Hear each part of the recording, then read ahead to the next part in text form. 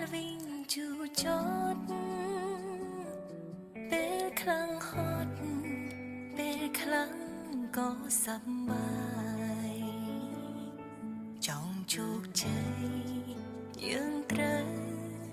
រឹងមាំទាំងចិត្តទាំងកាយហើយនៅឆ្ងា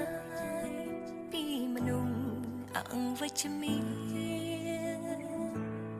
បទពិសោ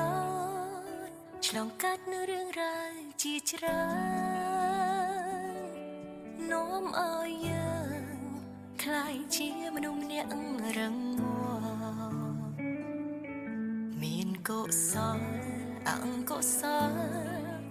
សុខភាពក៏ត្រូវថែទាំជួបរឿងរយពាន់ត្រូវតែរៀនស្គាល់ខ្លួនឯង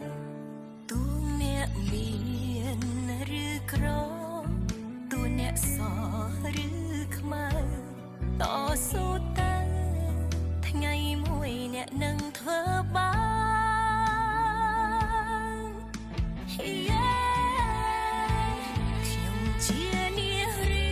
រឹងមាំមិនមានចោះចាញ់អ្វីឡើយ